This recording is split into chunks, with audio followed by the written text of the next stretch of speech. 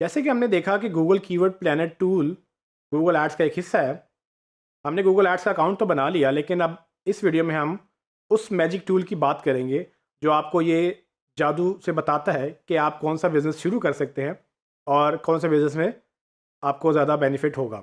तो आइए चलते हैं और देखते हैं कि वो कीवर्ड टूल उसमें क्या क्या है और वो कैसे कैसे चलता है।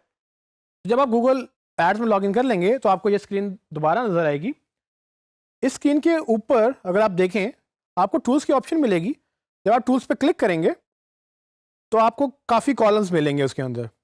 उसमें पहला कॉलम है प्लानिंग का। आपने प्लानिंग के कॉलम में जो पहली ऑप्शन है वो है कीवर्ड प्लानर की, उस पर क्लिक करना है। और याद रखें कि बाकी ऑप्शंस हमसे रिलेटेड नहीं है, ये एसईओ से इनका कोई ताल्लुक नहीं है, सो आपने वो सारी चीज़ें इग्नोर करनी है। जैसे ही आप कीवर्ड प्लानर पे क्लिक करेंगे तो गूगल आपको कुछ इस तरह की ऑप्शंस दिखाएगा, जिसमें वो ये पूछेगा कि आपको क्या नए कीवर्ड्स ढूंढने हैं या आपको सर्च वॉल्यूम या फोरकास्ट करनी है अगर आप कैंपेन चलाने लगे हैं। अब चूंकि हमने कैंपेन नहीं चलानी तो हम पहली ऑप्शन सेलेक्ट करेंगे जिसमें आप जाएंगे फाइंड न्यू कीवर्ड्स। जैसे आप उस पर क्लिक करेंगे तो आपसे पूछेगा कि आपने क्या सर्च करना है। अब ये वो सर्च है जो बेसिकली आपसे बिजनेस से रिलेटेड है। आपका बिजनेस क्या है, आप उसी के बारे में कीवर्ड लिखेंगे ताकि आप ये जान सकें कि आपके बिजनेस के बारे में लोग क्या सर्च करते हैं। So for example mobile shop के लिए अगर एक बंदा मोबाइल्स बेचता है या मोबाइल की एक्सेसरीज बेचता है, उसके लिए बड़ा इंपॉर्टेंट है ये अंडरस्टैंड करना कि लोग मोबाइल फ़ोन के अगेंस्ट क्या सर्च करते हैं। तो आइए देखते हैं कि लोग पाकिस्तान में मोबाइल फ़ोन के अगेंस्ट क्या सर्च करते हैं। तो मैं यहाँ लिखूंगा मोबाइल फ़ोन्स,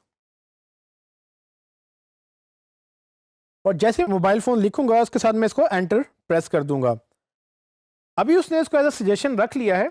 इसका मतलब ये है कि मैं मज़ीद इसमें कीवर्ड्स एंटर कर सकता हूँ, लेकिन एक आसान और अच्छी बात यह है कि आप इसको एक कीवर्ड एक वक्त में यूज़ करें। उससे आपको फ़ायदा ये होगा कि आपको ये कन्फ्यूजन नहीं होगी कि ये सर्च रिज़ल्ट किस कीवर्ड के अगेंस्ट आ रहे हैं। सो बेहतर रिजल्ट्स के लिए कोशिश करें कि एक वक्त में एक कीवर्ड सर्च करें ताकि आपका डेटा जो है वो फिल्टर्ड रहे और आपको बड़ा फोकस डेटा मिले कि जब आपने मोबाइल फ़ोन सर्च किया तो आपको क्या रिजल्ट्स मिले, और जब आप कोई दूसरा कीवर्ड सर्च करेंगे तो उसके अगेंस्ट क्या रिजल्ट मिलेंगे। अगर आप दो कीवर्ड इकट्ठे सर्च करेंगे तो हो सकता है कि आपको ये क्लैरिफाई ना हो कि कौन सा कीवर्ड किस कीवर्ड की सर्च के अगेंस्ट रिजल्ट में आया था। जैसे कि आप देख सकते हैं कि मेरे पास रिजल्ट्स में कुछ कीवर्ड्स आ गए हैं, और इस कीवर्ड प्लान विंडो के अंदर जो भी इस वक्त आपको नज़र आ रहा है, हम अंडरस्टैंड करेंगे कि ये क्या है और इसमें क्या क्या ऑप्शंस अवेलेबल हैं जो कि आप चेंज कर सकते हैं। सबसे पहली चीज़ जो देखने वाली है वो ये कि उसने लोकेशन जो है वो पाकिस्तान सेलेक्ट की है।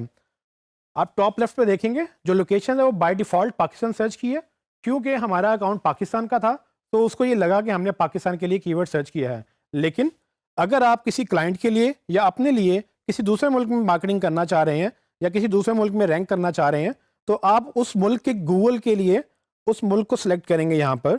सो तभी आपको उस कंट्री की प्रॉपर सर्चेज मिलेंगी।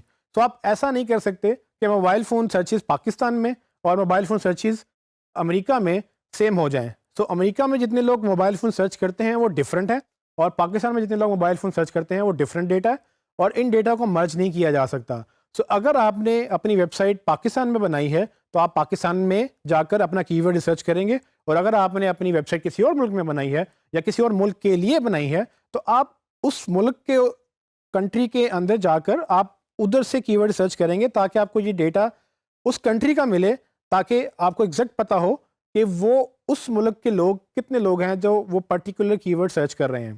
तो फिलहाल मैं इसको पाकिस्तान ही रखूँगा, जिसमें अंदाज़न मुझे ये बताता है कि पाकिस्तान में जो मेरी रीच है वो 19.5 मिलियन पाकिस्तान में रीच है।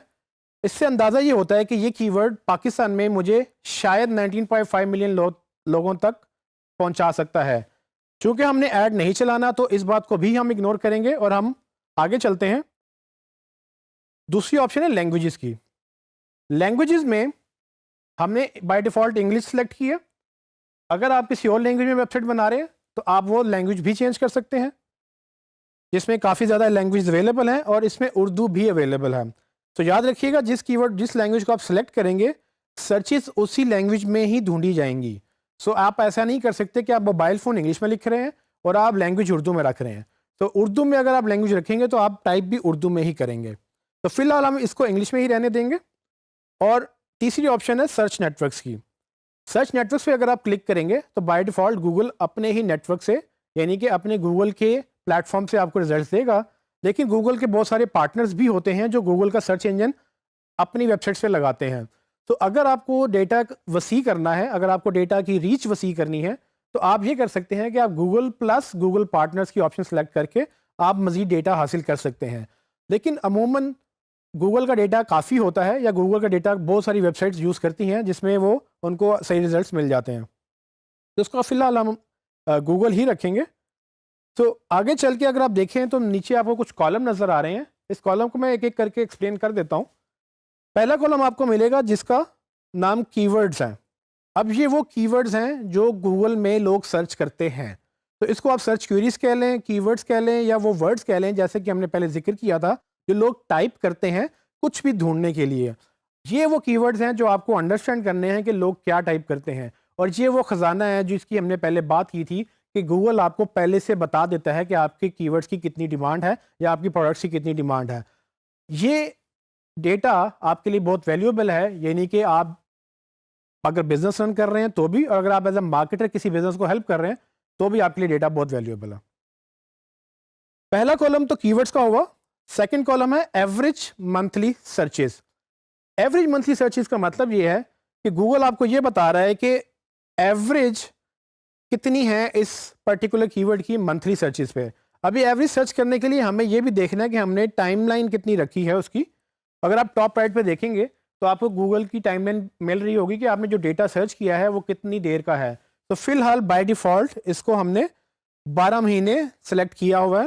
سو اس کا مطلب یہ ہوا کہ موبائل فون جو کہ ہمارا پہلا کی ورڈ ہے وہ پچھلے 12 مہینوں میں اوسطاً ہر مہینے 10,000 سے 1,00,000 دفعہ سرچ ہو رہا ہے.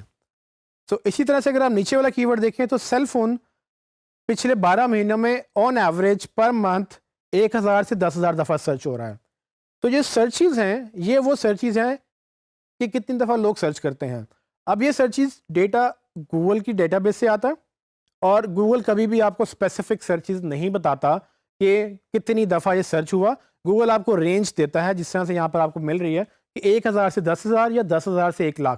یہ وہ رینج ہے جس کی وجہ سے گوگل اپنے ڈیٹا کو سیکیور کرنا چاہتا ہے تاکہ کوئی اور اس کا ڈیٹا چوری نہ کرے.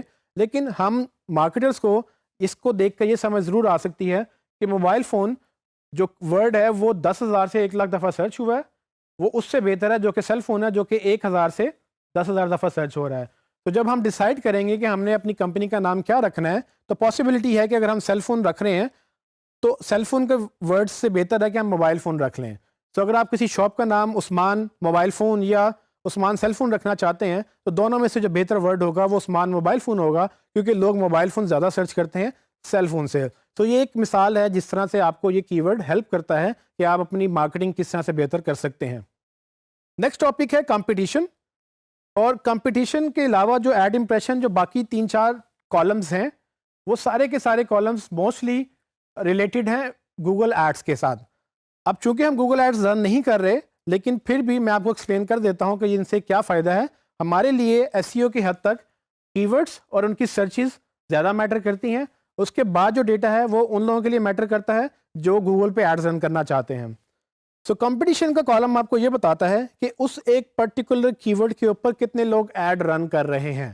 سو اگر آپ کا کبھی دل کرے کہ آپ نے اس پہ ایڈ رن کرنا ہے گوگل ایڈس کے تھرو, تو آپ کو یہ اندازہ ہو جائے گا کہ کس کی ورڈ کے اوپر کتنے لوگ آلریڈی ایڈورٹائز کر رہے ہیں.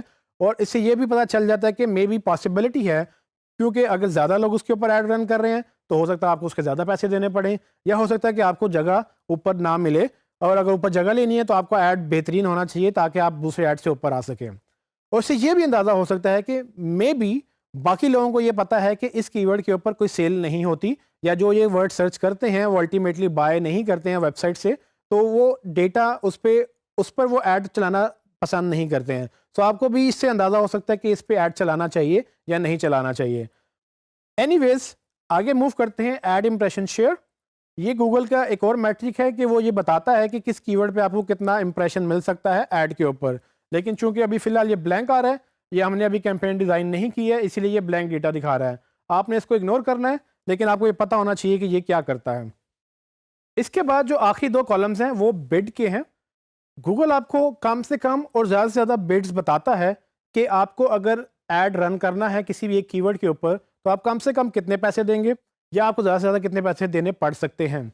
सो ये बिडिंग का जो प्रोसेस है, जो बोली का प्रोसेस कहलाता है, ये बोली लगती है एड्स के ऊपर और गूगल ये डिसाइड करता है कि कौन ज़्यादा अच्छा ऐड चला रहा है और कौन ज़्यादा पैसे देने पे रजामंद है और उसको कितने ऊपर दिखाना है।